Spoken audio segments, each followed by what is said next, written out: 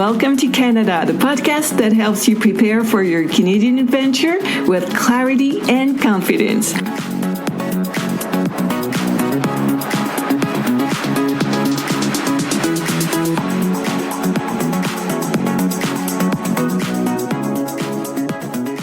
Hello, future newcomers, and welcome to your Canadian Prep Zone. You're listening to episode number 32, and it is recorded in July 2026. I'm Emma, your host and your international mobility coach. I'm here to help you prepare, plan, and thrive in your move to Canada. One of life's biggest challenges, especially for immigrants, is knowing how to differentiate between what you can control and what you can not control. It's an art and not an easy one. It's so simple to spread yourself thin, wasting time and energy on things that won't move the needle. Here are some things you cannot control in your move to Canada. The government's decisions about immigration programs, the cost of rent in Vancouver, Toronto, or Montreal, the exact amount of time it will take you to find a job in Canada. All of that is beyond your control. So yes, you might be tempted to complain. What? Another immigration rule change? Enough already. Wow, these rent prices are insane. We'll never be able to find a place. How long is it going to take me to land a job? I'll burn through all my savings. Sure, you can whine, but will that change anything? I highly doubt it. In fact, it will mostly just frustrate everyone, starting with you, because when you focus on the dark, everything looks dark. Now, what if you changed your internal script? How? By acknowledging the problem and then shifting your energy toward the levers of action that are truly in your control. Here are some things you can control in your move to Canada. The time you spend learning about the different immigration programs. Your research to find a city and housing that fit your budget. The effort you put into writing a sharp, quantified, and Canadian-style résumé. These are within your direct sphere of influence. You can own them. Let me spell it out. You don't control the government's immigration decisions, but you can reflect on your situation, identify your options, learn the requirements, and choose the best path forward. You don't control the price of rent in Vancouver, Toronto, or Calgary, but you can do your research, compare housing costs with your budget, and refine your choice of city and neighborhood so that you can stay financially balanced.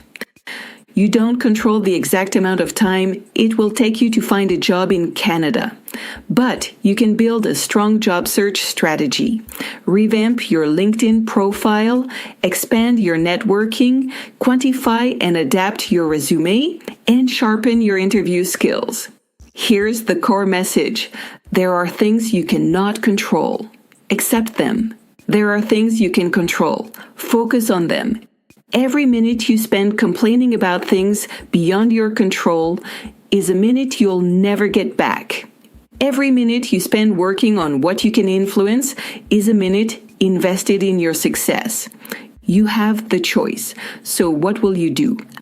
Identify the actions within reach. Work on the ones with the greatest impact. And take action consistently every single day. Ask yourself, can you carefully review your immigration file before submitting it, even if you would rather watch a movie tonight? Yes? Great. You just reduced your risk of rejection. Can you spend part of your weekend checking rent prices in 3 Canadian cities, even if you have family dinner with Grandpa on Sunday? Yes? Perfect. You'll have a clearer picture of the housing market. Can you translate your resume into English, even if you'd rather play tennis with your buddy Rafael Nadal, of course? Yes, amazing, because having your resume ready in English is essential. These small but concrete actions sharpen your trajectory and move you closer to your destination. One day, you'll be that person who successfully completed every stage of their immigration, lives in a city that matches their budget, landed a good job they truly enjoy. It's absolutely possible to become that person. But let's be honest, it won't be easy. You'll need to find the right information, define the right actions, learn how to perform them, stay motivated, and make sure nothing slips through the cracks. Along the way, there will be moments when you don't feel like you're making progress, moments when you feel like you're moving backward, moments when you're simply fed up. Let me be clear. To move to Canada, you need a strong heart and solid resilience. Now, you can try to do it all on your own, or you can choose to have a coach by your side, someone to help you sort through what matters and what doesn't, someone who saves you hours of research with outdated or contradictory information, someone who shows you where to focus, challenges you, pushes you forward, and highlights everything you might have overlooked.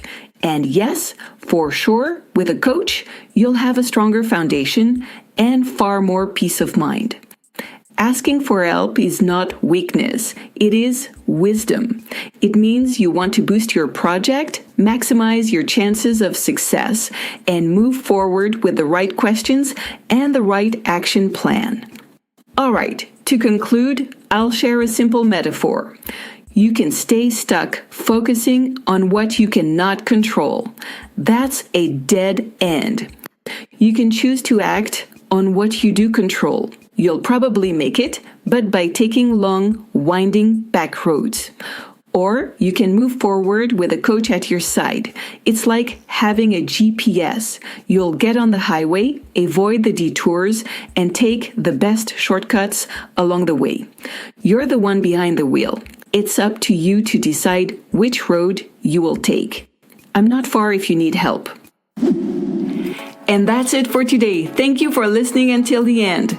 Thinking about immigrating to Canada but feeling stuck, overwhelmed, or pulled in too many directions? Book a coaching session with me today and let's turn your Canadian dream into a real plan. Link in the show notes.